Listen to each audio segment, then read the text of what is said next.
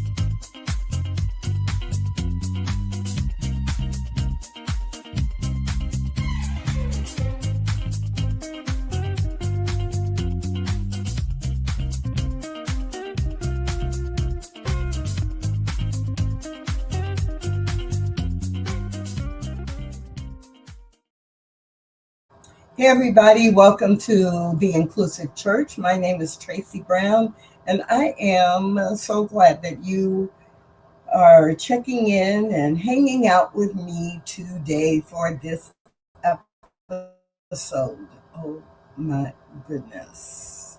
I want to dive right into the episode, but I know that I need to say a couple of things. One, just in case it is your very first time being exposed to the Inclusive Church, I'm the author of a book called Stained Glass Spirit, Becoming a Spiritual Community Where Oneness Does Not Require Sameness.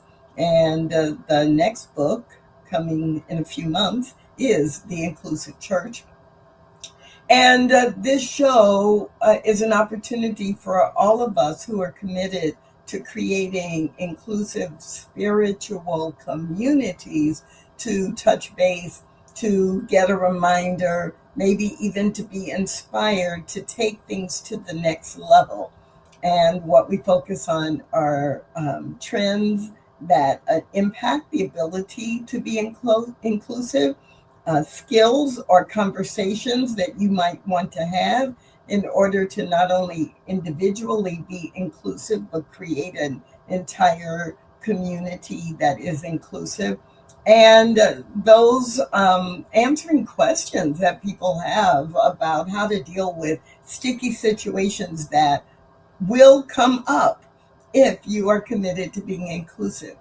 And the show is Inclusive Church, not inclusive spiritual community or inclusive ministries, because I'm hoping you will join me in reclaiming the word church to not refer to property or a specific form, definitely not brick and mortar building.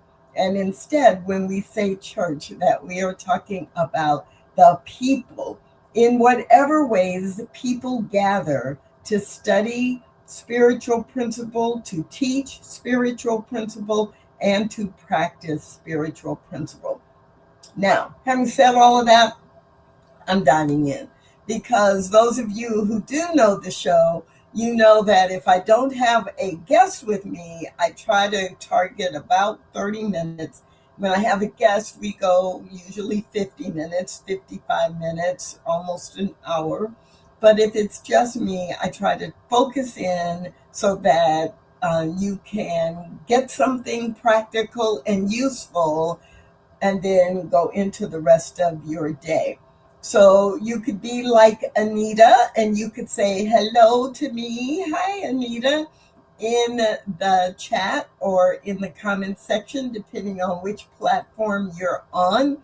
And it's not a requirement, but I'm happy to see who's present and where you're from and what you're thinking about as we go through our time together today. So, what is the theme for today. Today's featured focus is heaven on earth. Is that what you're using as the foundation for your commitment to inclusion? Or are you using something else? Heaven on earth.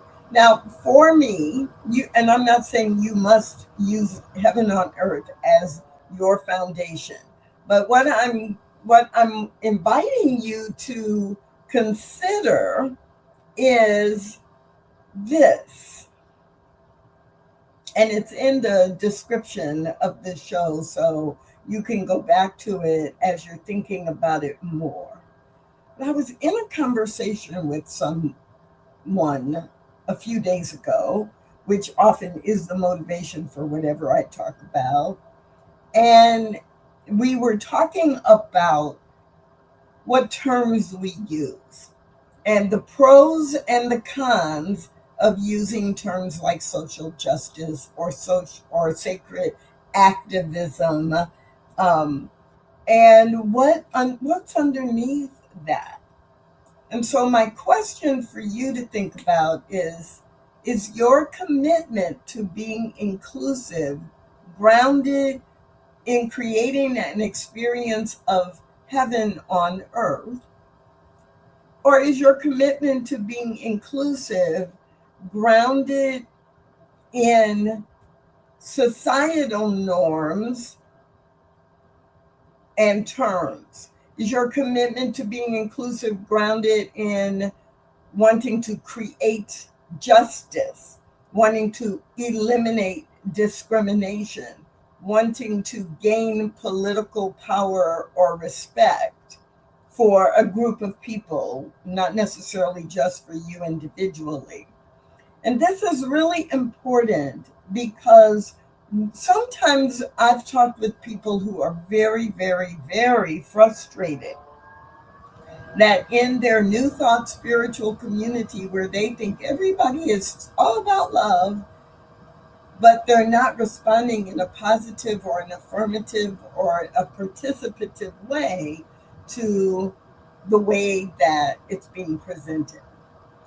So for me, I've always been really, really, really clear that my focus on inclusion comes from the place of a commitment to do my part in creating or co-creating heaven on earth.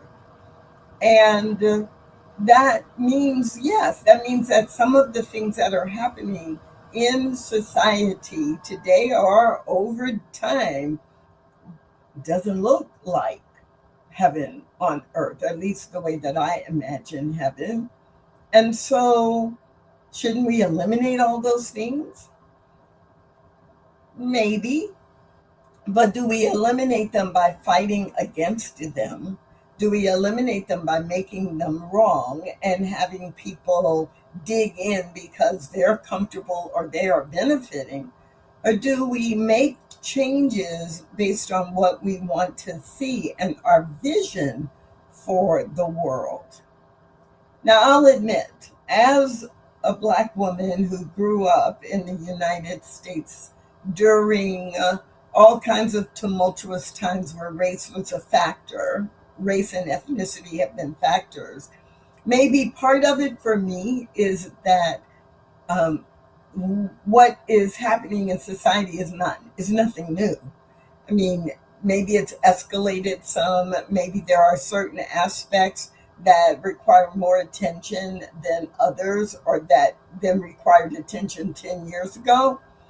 But the foundational piece has always been there for me. And I really have not consciously thought about this until it's coming out of my mouth now, and it's the first time I have thought about it this way. Growing up as a Black child and knowing that there were systems in the United States that were designed and supported by legalities and by institutions and by systems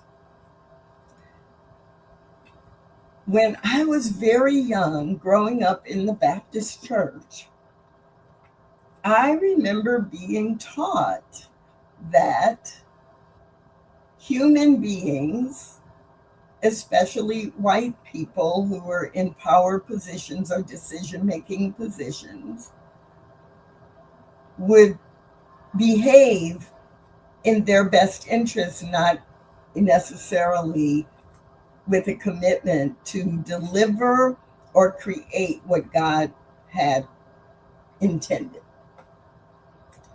And instead of making me angry, I mean, yes, angry on a certain level, but I was taught, so it is up to me to look beyond the human definition into the eternal or the spiritual or the religious definition of what is good, what is right, um, what demonstrates the love of God.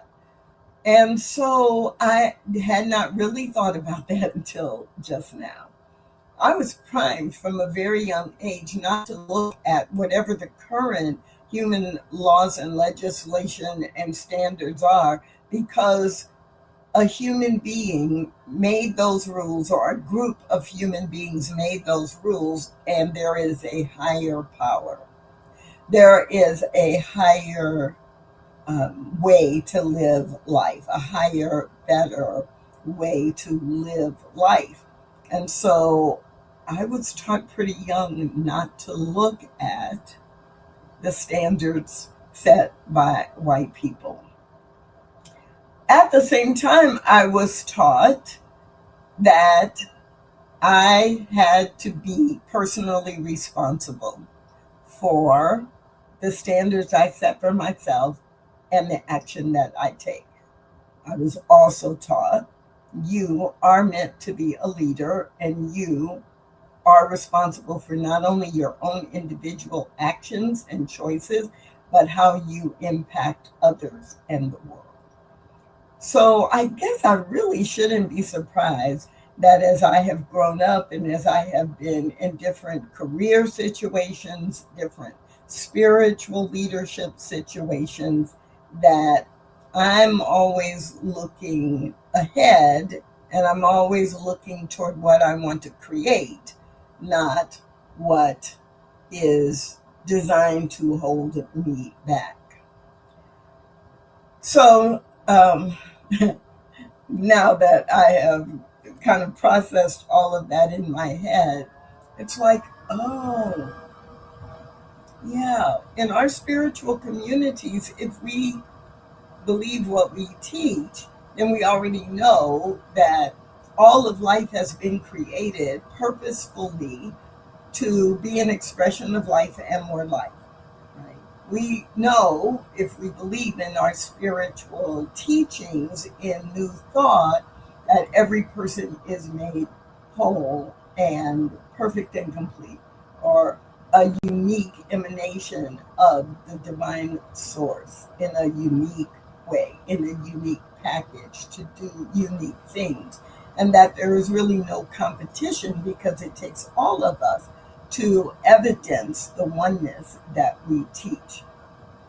So, like, I could probably go on for 15 or 20 minutes with all the different beliefs that we have that support this idea that heaven is not a place that is up in the sky where you're going to get saved and you are, it's not there. It is a place that we experience, or it is an experience that we have.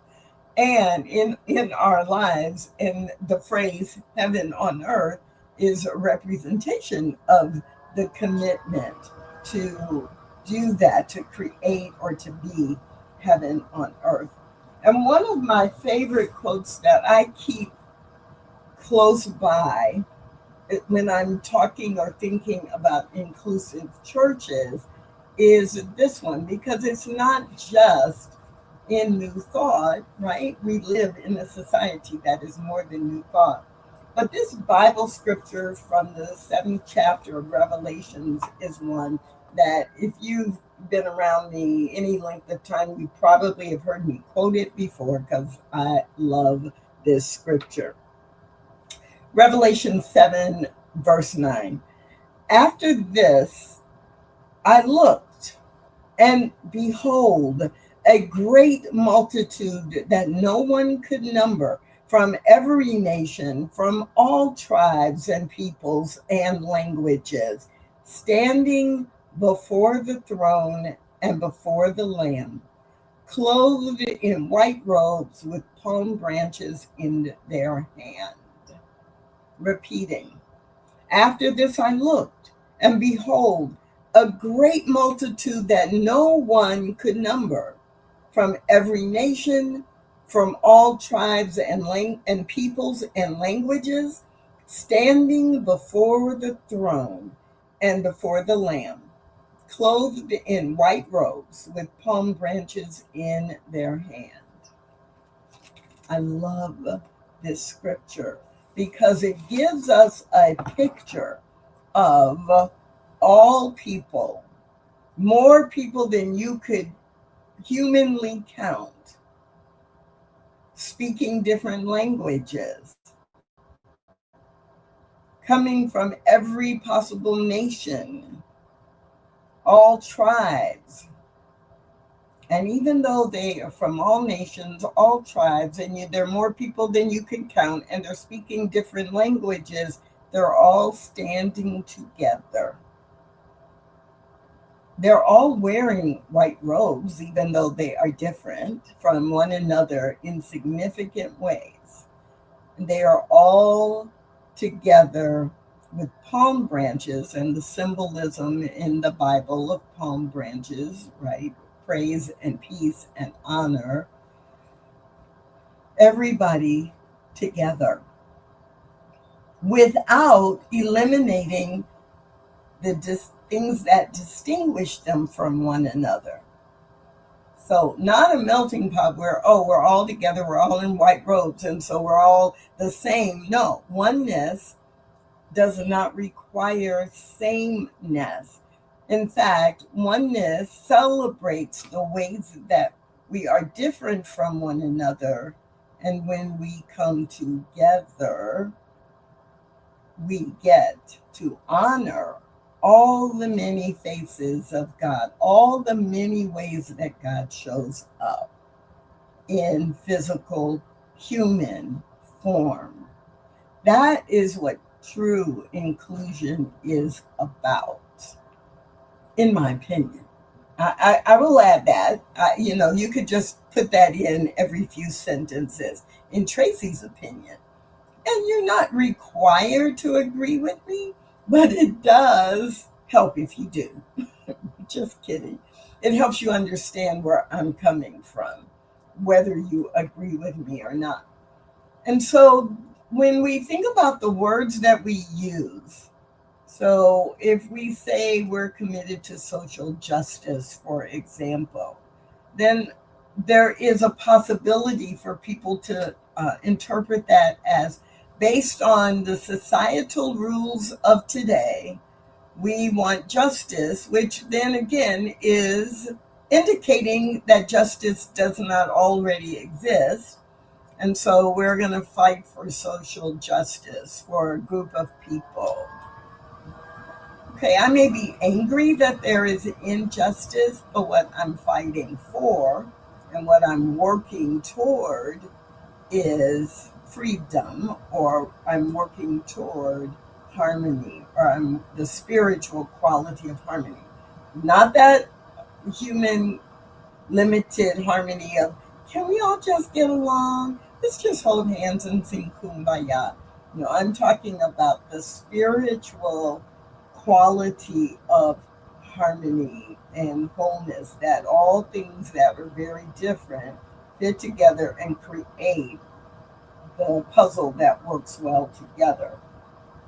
And when we use phrases in our spiritual communities that we are going to take a stand and we are going to eliminate discrimination, we are actually driving energy toward a focus on discrimination and on fighting against what currently is. When what we teach in our spiritual traditions is to create a vision and let that vision pull you. And so, how we language the work that we're doing is critical if we are intentional about building and then expanding an infinite number of people being committed to being inclusive within our church as well as within the world. So you may all, it may or may, it may make sense to you. You may even say, yes, that's how I personally feel. But the reason I'm bringing this up on Inclusive Church is because a part of our mission in this show really is, are these the conversations you're having with people in your spiritual community? Too many leaders make the mistake of saying, well, I know why I'm doing it, and so I'm just going to keep leading from that perspective. But people in our churches need to be having these conversations, because otherwise they're just making assumptions based on what they hear, or based on what they hear even outside of our church. So if the only time people hear anything about activism is related to politics, then you can say sacred activism, and people in your church will hear sacred political fighting. And how does that make sense?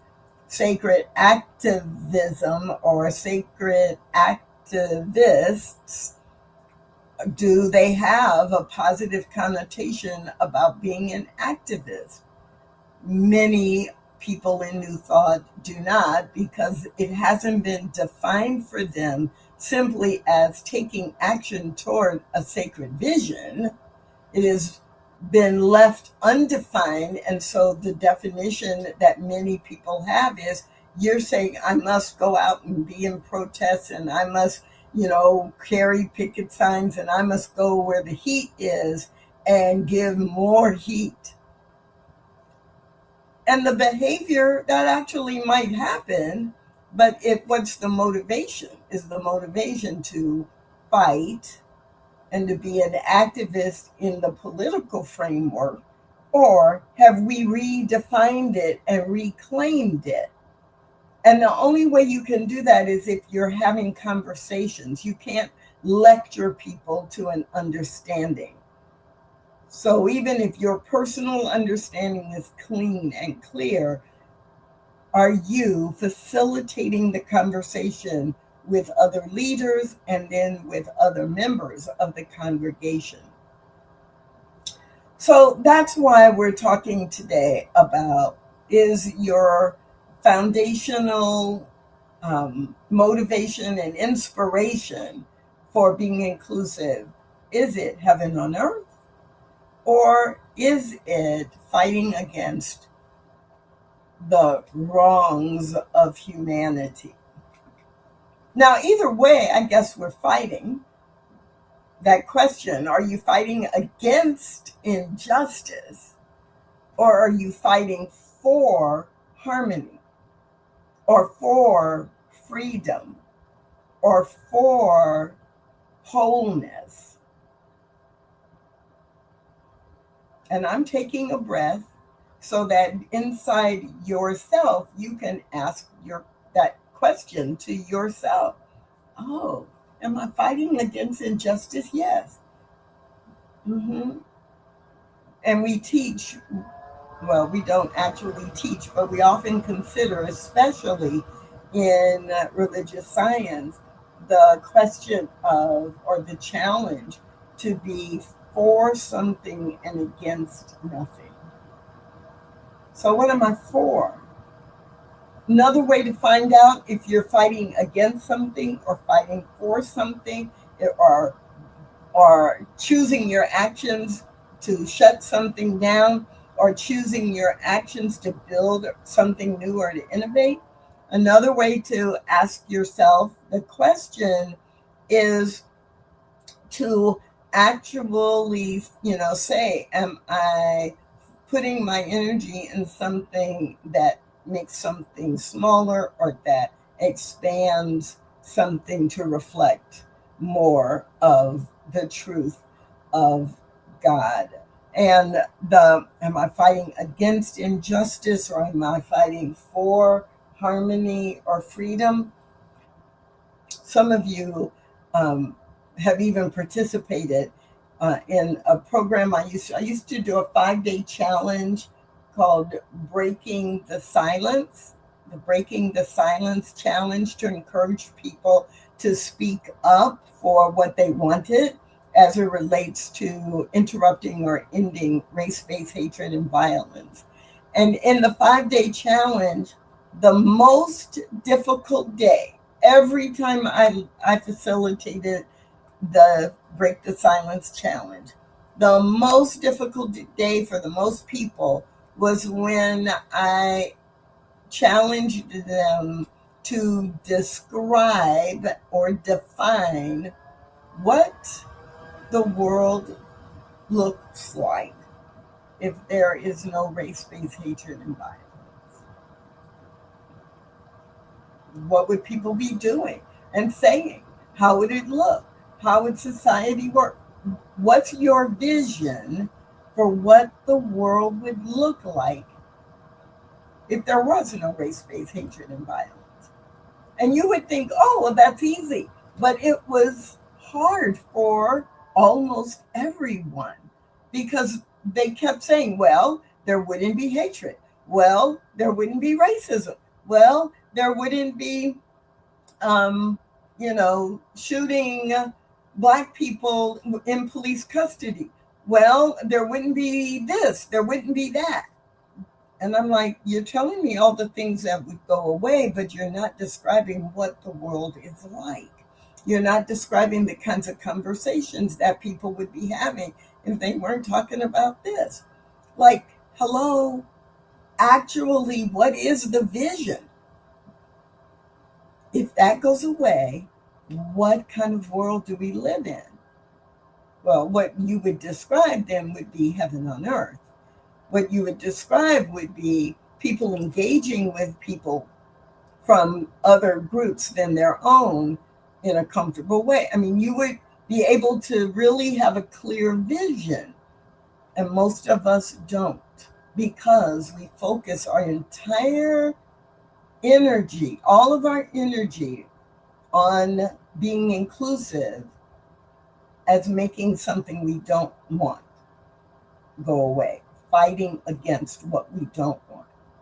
So it's a big challenge. I am not saying it's easy, but I am encouraging you to not only think about this for yourself, but to also provide opportunities within your spiritual circle or community to have these kinds of conversations, to actually ask, what do you think when we say sacred activism? What comes to mind when we say that we want to eliminate discrimination and that is because we believe all people have been created as an emanation of God? Take a spiritual principle and ask people, what does it mean to experience harmony in your life and in the world as it relates to the diversity that exists? Have the conversation. Please. I know I kind of said that like, have the conversation. That is your job. But I do mean it as an invitation. Frame inclusion as a part of your spiritual practice or your application of spiritual principle in the world we live in today. It's not easy to do, but it's what we can do that will enroll many, many more people in wanting to live a life and be a part of a spiritual community that is completely committed to being inclusive. So I think that's the show for today. Heaven on Earth, what is the foundation for your commitment to being inclusive in today's world? My name is Tracy Brown. Please join me again next Tuesday at noon Mountain Time, right here on the New Thought Media Network. Thanks for watching The Inclusive Church with Tracy Brown. Join us again next week at 12 noon Mountain Time.